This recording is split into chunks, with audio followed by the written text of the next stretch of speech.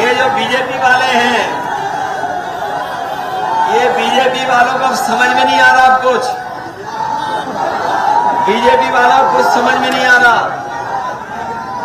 इस बार लोकसभा चुनाव में मुलायम परिवार धमाकेदार वापसी के लिए चुनावी मैदान में है। एक दो नहीं बल्कि मुलायम परिवार के 5 सदस्य सियासी अखाड़े में अपनी जीत का दम भर रहे हैं। खास बात यह है कि परिवार के सभी 5 सदस्य यादव बहुल वाली सीटों से उम्मीदवार हैं। कन्नौज से खुद अखिलेश यादव, मैनपुरी से उनकी पत्नी डिंपल यादव, फिरोजाबाद सीट से अक्षय यादव, बदायूं सीट से आदित्य यादव और आजमगढ़ से धर्मेंद्र यादव चुनावी ताल ठोक रहे हैं। खास बात यह है कि यह लोकसभा चुनाव मुलायम सिंह के निधन के बाद हो रहा है। पिछली बार के मुकाबले इस बार यादव परिवार पूरी तरह से एकजुट है। चाचा शिवपाल सिंह यादव भी साथ हैं। टिकट बदले जाने और टिकट न मिलने की नाराजगी नहीं दिखी। ये जानबूझ करके बीजेपी के लोगों ने के गांव के लोगों के और गांव के लोगों के परिवार सीटों पर सियासी गणित साधे रखने के लिए अखिलेश यादव और पूरी सपा फूंक फूंक कर सधे हुए कदमों से आगे बढ़ रही है। यहाँ हम उन 5 सीटों और वहाँ के सियासी समीकरण पर एक नजर डालेंगे, जहाँ से मुलायम परिवार के 5 सदस्य चुनावी दौड़ में हैं।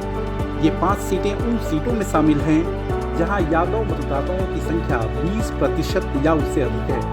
पहले हम बात करते हैं कन्नौज सीट की, जहां से अखिलेश यादव खुद चुनाव लड़ रहे हैं। कन्नौज में मतदाताओं की कुल संख्या 18 लाख के करीब है।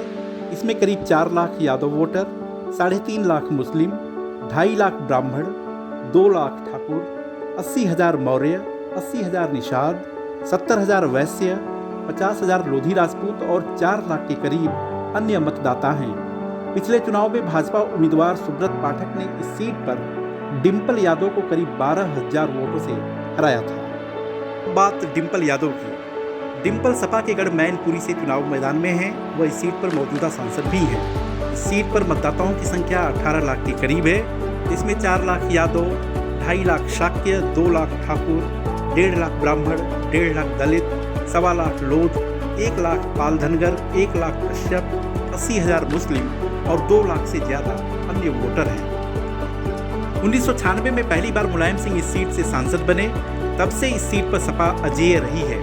भाजपा ने मंत्री व स्थानीय विधायक जयवीर सिंह को मैदान में उतारा है, तो बसपा सुप्रीमो मायावती ने पूर्व विधायक शिव प्रताप यादव को प्रत्याशी बनाकर मुकाबले को रोचक बना दिया है। मैनपुरी सीट पर इस बार विरासत और बदलाव की जंग है। मुलायम सिंह यादव के चचेरे भाई और राम गोपाल यादव के पुत्र अक्षय यादव इस बार फिरोजाबाद सीट से किस्मत आजमा रहे हैं। इस सीट पर मतदाताओं की संख्या भी 18 लाख से अधिक है, जिसमें 4.25 लाख यादव, 2.25 लाख मुस्लिम, 2 लाख ब्राह्मण, 2 लाख वैश्य, 2 लाख दलित, 1.5 लाख ठाकुर, 70,000 लोधी राजपूत, 50,000 शाक्य और 3 लाख से ज्यादा अन्य मतदाता हैं। इस सीट पर अक्षय यादव का मुकाबला भाजपा के विश्वदीप सिंह और बसपा के चौधरी बशीर से हो रहा है।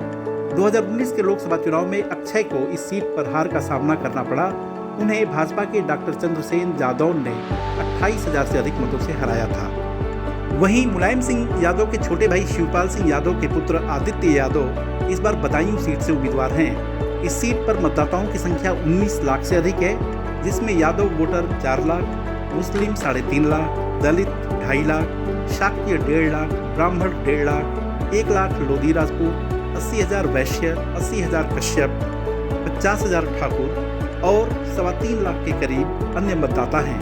पिछले चुनाव में भाजपा उम्मीदवार संघमित्रा मौर्य ने सपा उम्मीदवार धर्मेंद्र यादव को 18,000 से अधिक वोटों से हराया था। इस बार आदित्य का मुकाबला भाजपा के दुर्विजय सिंह शाक्य और बसपा के मुस्लिम खां से है।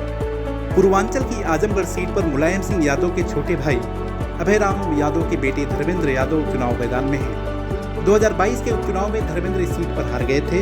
इस बार अपनी वापसी के लिए वो पूरा दमखम लगा रहे हैं। आजमगढ़ सीट पर 4 लाख यादव, 3.5 लाख दलित, 3 लाख मुस्लिम, 1.5 लाख राजभर, 1.5 लाख ठाकुर, 1 लाख ब्राह्मण, 1 लाख भूमियार, 80,000 कायस्थ और 2.5 लाख से अधिक अन्य वोटर हैं। इस बार इस सीट पर धर्मेंद्र का मुकाबला मौजूदा बीजेपी सांसद दिनेश लाल यादव निरहुआ से है। बीएसपी ने यहां से भीम राजभर को प्रत्याशी बनाया था, हालांकि उनकी सीट को अब बदल दिया है।